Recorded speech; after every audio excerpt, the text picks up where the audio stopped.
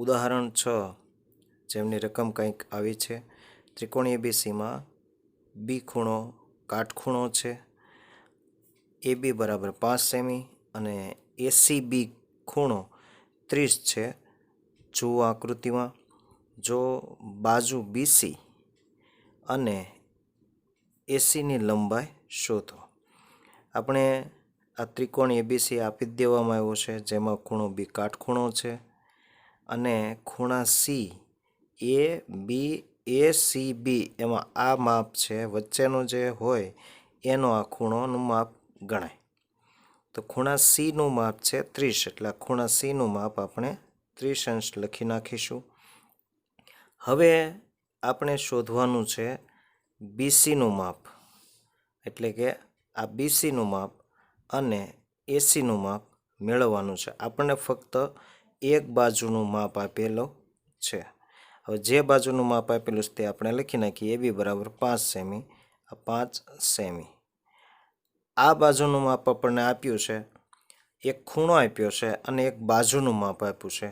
વિદ્યાર્થીઓ, જો બે બાજુના માપ આપ્યા હોત તો આપણે પાયથાગોરસનો ઉપયોગ કરી અને ત્રીજી બાજુનું માપ મેળવી શકે, પરંતુ અહીં માત્ર એક ખૂણો આપ્યો છે અને એક બાજુ આપ્યો છે। જ્યારે પણ કાટકોણ ત્રિકોણની અંદર એક બાજુનું માપ આપેલું હોય અને એક ખૂણાનું માપ આપ્યું હોય ત્યારે ત્રિકોણમિતિય ગુણોત્તરનો ઉપયોગ કરી અને આપણે બાકીની જે બંને બાજુઓ જે છે એને સરળતાથી આપણે મેળવી શકીએ। તો હવે એના માટે આપણે જે સૂત્રનો ઉપયોગ કરવાનો છે તે તમે આગળ ઇન્ફોર્મેશનના વિડીયોની અંદર જોઈ ગયા છો। એ પ્રમાણે તમારે કિંમતો યાદ જ રાખવાની છે। છતાં પણ તમને જો કિંમત યાદ ન રહે તો એ કોષ્ટક છે એ બનાવતા શીખી જવું અને જેનો ઉપયોગ ફટાફટ કોષ્ટક બનાવી અને આપણે દાખલો ગણી શકીએ, એ માટે કોષ્ટક જરૂરી છે। તો કોષ્ટક પ્રમાણે તમે કિંમતો મૂકશો તો સરળતાથી આપણે દાખલાનો જવાબ મેળવી શકશું। માટે કોષ્ટકની કિંમત યાદ રાખવી ખૂબ જ જરૂરી છે। હવે આ દાખલાને ગણવાની શરૂઆત કેવી રીતે કરવી તે મહત્ત્વનું છે। અહીં જે ખૂણો આપ્યો છે તે ખૂણાને ધ્યાનમાં લઈ અને આપણે સૂત્ર મૂકવાનું। ખૂણો આપ્યો છે અને આ ખૂણાની સામેની બાજુ આપી છે, આ ખૂણાની સામેની બાજુનું માપ આપ્યું છે। તો સામેની બાજુનું માપ આપ્યું છે, આપણે આ ખૂણાની પાસેની બાજુ મેળવવાની છે અને આ ખૂણાનો કર્ણ મેળવવાનો છે આ ત્રિકોણનો। તો પહેલાં આપણે પાસેની બાજુ મેળવવું હોય તો સામેની બાજુ અને પાસેની બાજુનો સંબંધ હોય એવું સૂત્ર કયું? સામેની બાજુ અને પાસેની બાજુ વચ્ચે સંબંધ હોય એવું સૂત્ર કયું? તો કે સામેની બાજુ છેદમાં પાસેની બાજુ એટલે ટેન થીટા। તો ટેન થીટાનું સૂત્ર તમે મૂકશો તો સાબા છેદમાં પાબા થાય, એટલે કે ટેન થીટા। આ સૂત્ર તમે શીખી ગયા છો। ટેન થીટા બરાબર સામેની બાજુ છેદમાં પાસેની બાજુ। થીટાની કિંમત 30 અંશ છે, થીટાની જગ્યાએ ખૂણો છે, થીટાની જગ્યાએ ખૂણો છે 30 અંશનો। તો આ થીટાની કિંમત મૂકીશું 30 અંશ, એટલે ટેન 30 અંશ બરાબર સામેની બાજુ એટલે એને એબી કહેવાય, એબી પાસેની બાજુ જેને બીસી કહેવાય। હવે એમાંથી એબીનું માપ આપણને 5 આપી દેવામાં આવ્યું છે। હવે આ ટેન 30ની કિંમત આપણે કોષ્ટકમાંથી જોવાની છે।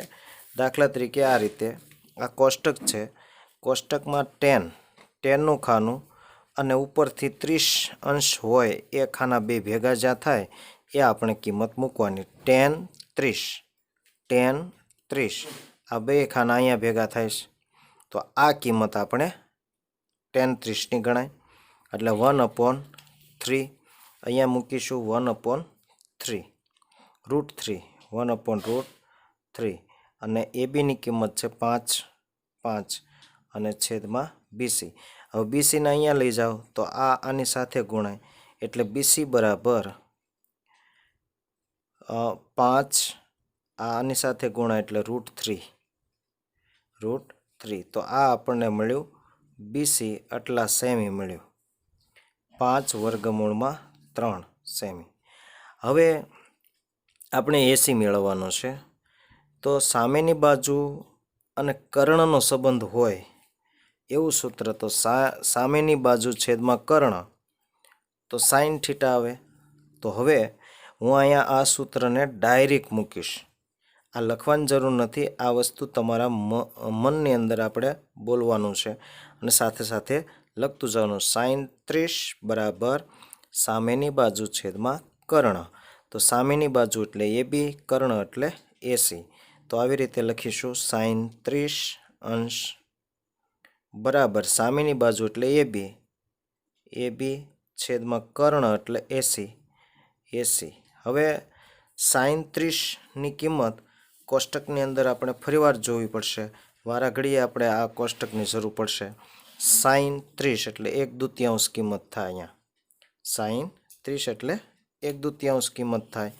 તો અહીંયા મૂકીએ આની કિંમત. એ બી 5 સેમી અને એસી આપણે શોધવાનું છે. હવે એસીને સૂત્રના કરતાં કરશો એટલે 2 છે એ 5ની સાથે ગુણાઈ જશે એટલે 2 × 5 એસી બરાબર 5 દૂને 10 સેમી. તો આપણને જે માગેલી બાજુ છે એ બાજુના માપ આપણે આ રીતે ત્રિકોણમિતીય ગુણોત્તરનો ઉપયોગ કરી અને મેળવી શક્યા.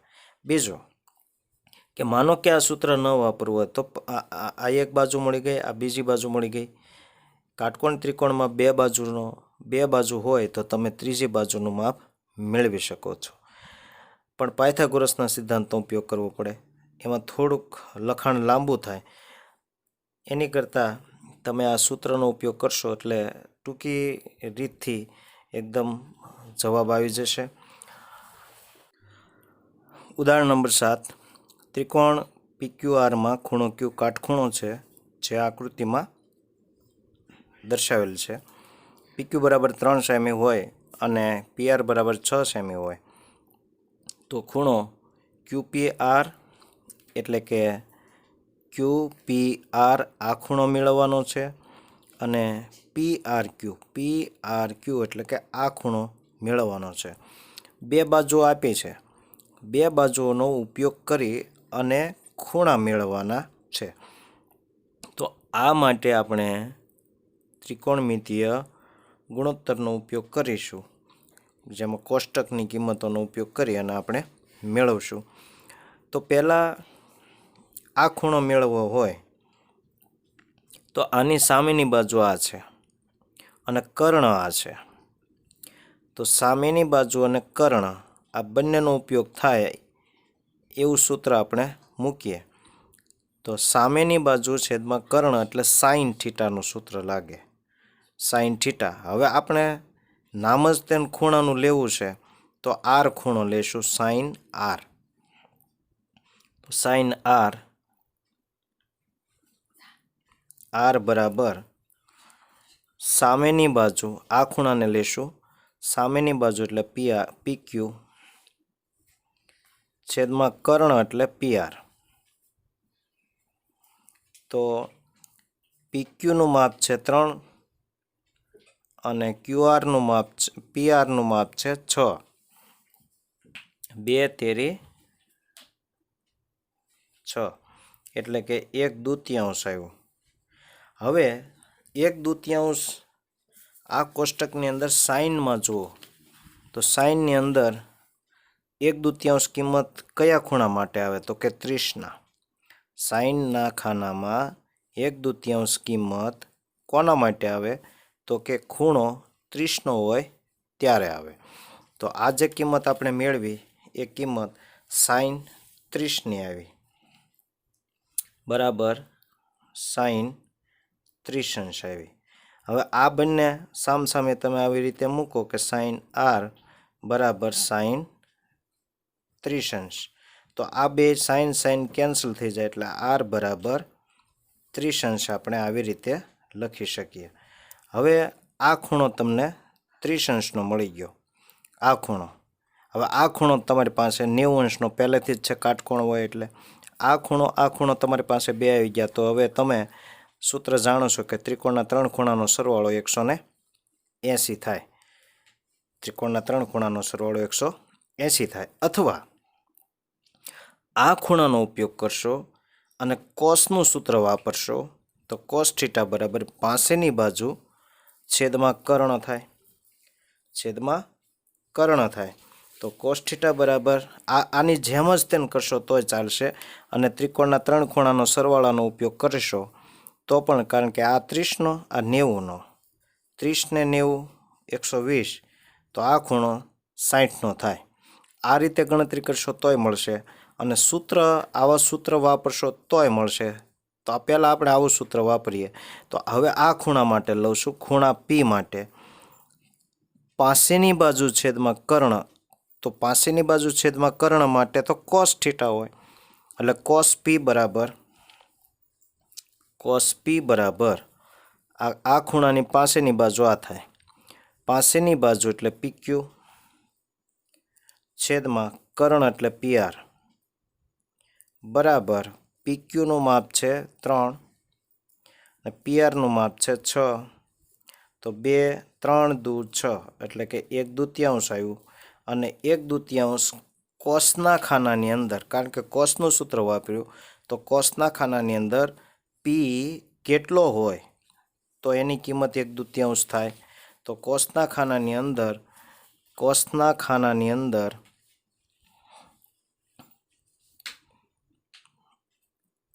1/2 કિંમત અહીંયા છે. તો એ 1/2 માટે ખૂણો કયો? 60 અંશનો આવે. તો અહીંયા લખીશું cos 60 આવી રીતે લખવાનું. હવે આના બરાબર આ લઈ લો, એટલે cos P બરાબર cos 60 અંશ. હવે cos આપણે કેન્સલ કરીએ તો P બરાબર 60 અંશ થયા. તો આ રીતે તમે ખૂણો મેળવી શકો છો.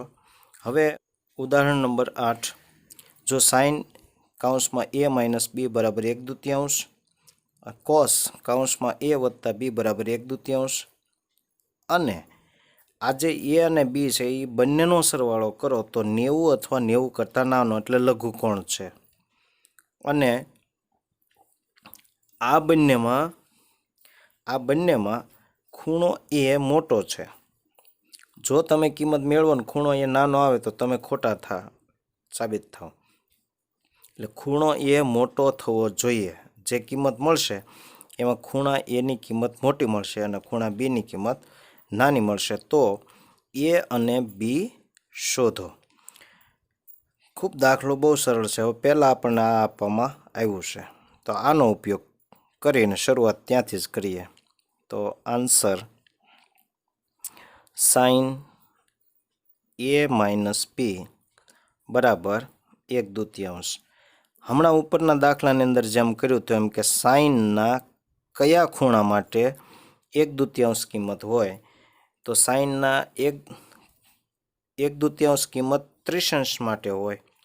આ કિંમત સાઇન 30ની છે એટલે આપણે અહીંયા લખીશું સાઇન a માઇનસ b બરાબર સાઇન 30 અંશ. હવે આ સાઇન અને આ સાઇન કેન્સલ થઈ જાય એટલે a માઇનસ b બરાબર 30 અંશ આવ્યું, નંબર 1. હવે આ બીજું સૂત્ર આપ્યું છે એનો ઉપયોગ કરીએ. તો કોસ a વત્તા b બરાબર 1/2. તો કોસની કિંમત પણ હમણાં ઉપરના દાખલાની અંદર જ મેળવી હતી કે કોસની કયા ખૂણા માટે કેટલા ખૂણા, કોસનો ખૂણો કેટલો હોય તો એની કિંમત 1/2 થાય. તો 60 હોય તો 1/2 થાય. એટલે અહીંયા લખીશું 60, cos 60. એટલે cos a વત્તા b બરાબર cos 60 અંશ. આ cos 60ની કિંમત આ છે. હવે cos બંને ગયા એટલે શું આવ્યું? તો કે a વત્તા b બરાબર 60 અંશ આવ્યું, નંબર 2. હવે પરિણામ 1 અને પરિણામ 2નો લોપ લેતા પરિણામ 1 અને 2નો લોપ લેતા તો 1 a - b બરાબર 30 અને a વત્તા b બરાબર 60. હવે આ બંનેનો સરવાળો, આ બે માઇનસ પ્લસ ઉડી ગયા એટલે 2a બરાબર 90 થાય. હવે આની કિંમત આમાં મૂકી દો એટલે a બરાબર 45 થશે. આના ભાગ્યા 2 કરશો એટલે 45. હવે આ એની કિંમત તમે આ સૂત્રમાં મૂકી દો એટલે એની કિંમત સમીકરણ 2માં મૂકતા તો બીજું સમીકરણ છે a વત્તા b બરાબર 60. તો એની કિંમત 45 વત્તા b બરાબર 60. હવે આ b બરાબર 45 ને 60માંથી બાદ કરશો એટલે 15 આવશે. તો આપણને જે શરત આપી છે એ શરત પ્રમાણે એની કિંમત મોટી મળી બરાબર 45 અને બીની કિંમત નાની મળી 15. તો આપણને માગેલું છે કે એ અને બી મેળવવાના. તો આ રીતે એ અને બી મેળવ્યા.